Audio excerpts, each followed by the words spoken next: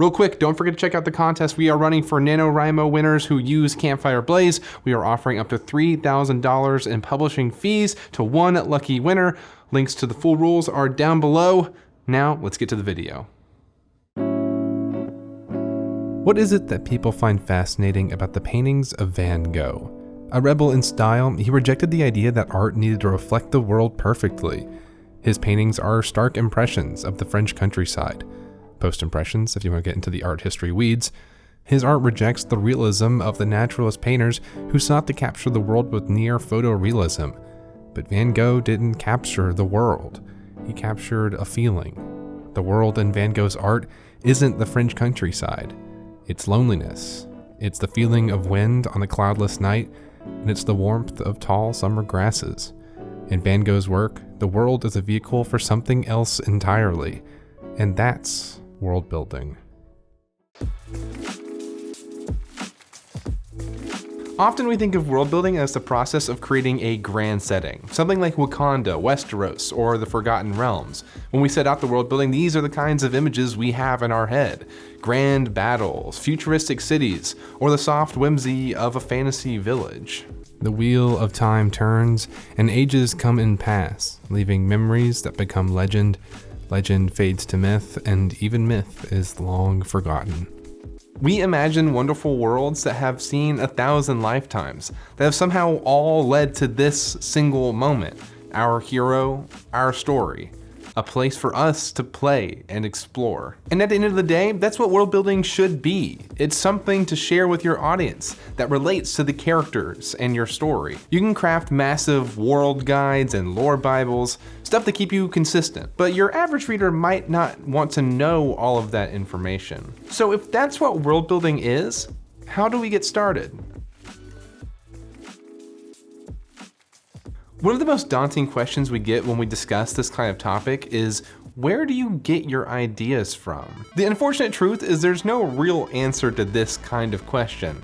Everyone will be inspired by different things for different projects. Some ideas will come from your personal experience, your work, other media, or maybe something else entirely. Worldbuilding magazine has several interviews with creative folks where we can see the variety of inspirations in their answer to this question. For example, Ed Greenwood, the creator and author of The Forgotten Realms, said this: "I have always been a voracious reader and book collector, worked in public libraries, and for well over half a century have soaked up real history and speculations about history, as well as all genres and flavors of fiction, music, and art. Everything becomes grist for the mill."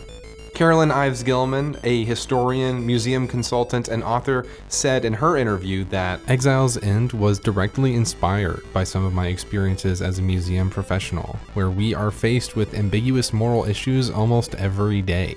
Museums are having to confront their origins as institutions of colonial conquest, repositories for the looted spoils of people from around the globe. So inspiration can come from anywhere, and it's different for everyone. You'll have to listen for that voice, whether it's a song that makes you see something new or a painting that inspires a new setting. The key to inspiration is listening. But how do you channel that inspiration into something productive? Among world builders, you often hear talk of something called a world Bible or guide, a long textbook-like document that goes into grave detail about the setting's origin, its history, its people, its cultures, its countries, its magic system, its good guys, its bad guys, its all-right guys, its food, its pop stars, its K-pop stars. Some people be like that. You know, all the important stuff. But before you start any of that, know that you might not need it. World building is important for setting the scene, but remember what we said earlier. World building is for sharing something about your setting that matters to the characters and story. World building is supplemental. It should serve your story, not the other way around. Unless you're just world building for fun, then have at it. When you're getting past the initial stage of figuring out what you want to do, it might not be the best idea to jump into one of those giant lore guides.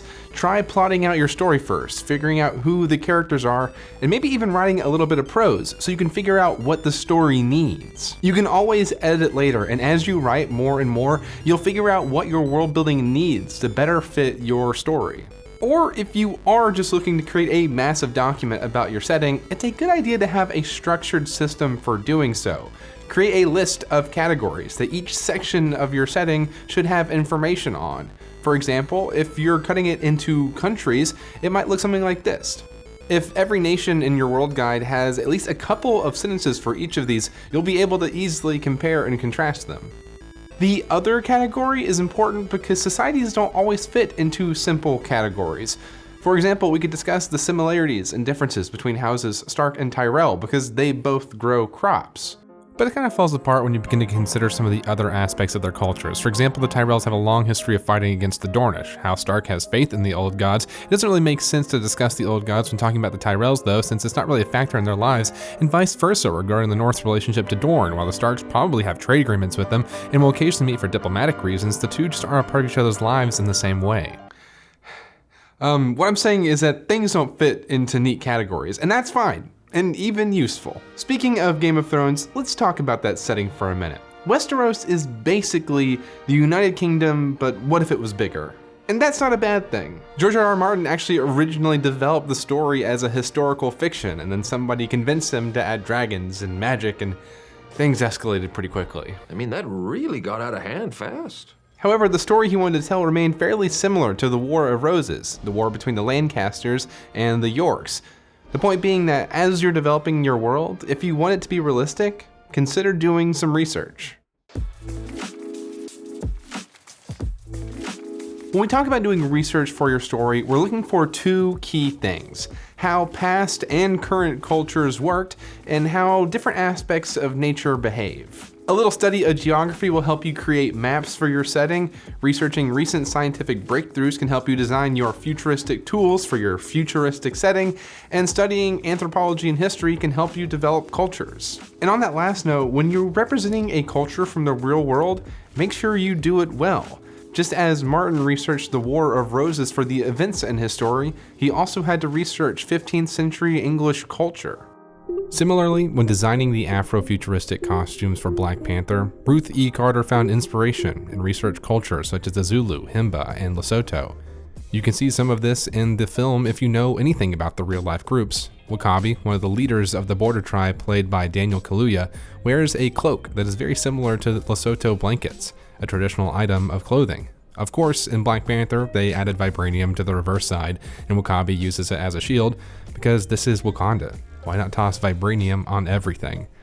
Because it's cool.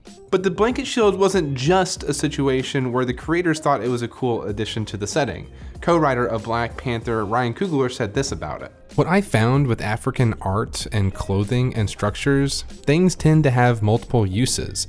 If you see somebody wearing a beautiful cloth, not only does that cloth protect their body, but it also tells the story of their culture and their history written on the fabric. So yeah, blanket shields are cool, but they're still based in reality that came from research.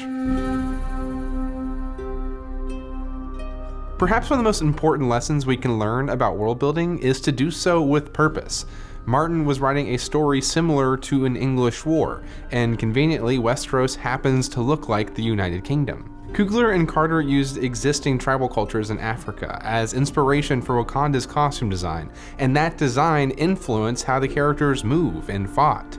Greenwood used his years of experience and reading to create his ideal setting. It lets people explore, provides a groundwork, but it also lets people tell their own stories.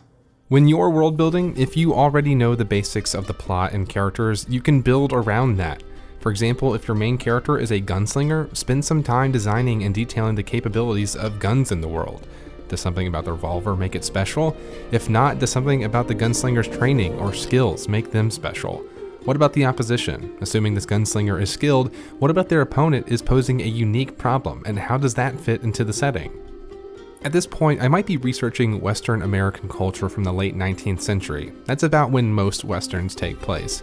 Even if our story doesn't take place then, we're dealing with a gunslinger, so I probably want to take some inspiration from that time period.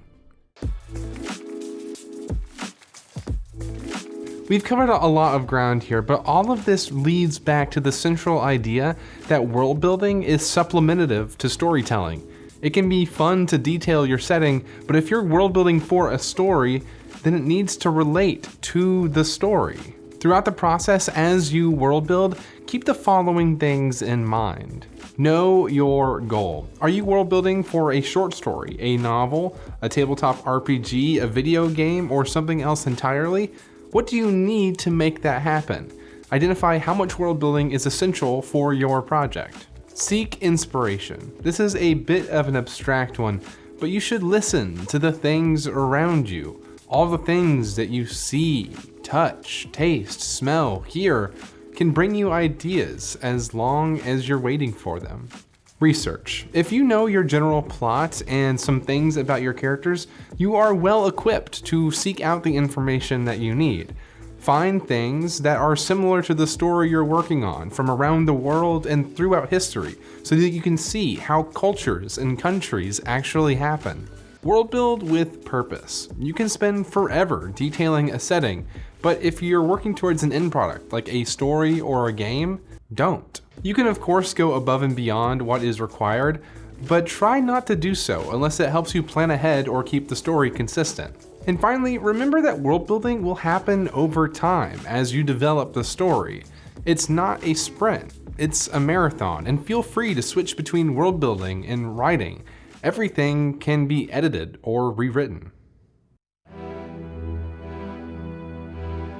The woods are lovely, dark and deep, but I have promises to keep, and miles to go before I sleep, and miles to go before I sleep. When I think of world building, I think about this poem by Robert Frost, and my hero making their way through the snow-draped forest, looking about and longing to remain. I think that's what we want. The best worlds beg you to stay, but you can't. This world only exists to serve the story, to serve a feeling. There are Death Stars to be destroyed, Fire Lords to conquer, politics to be had, and miles to go before I sleep, and miles to go before I sleep.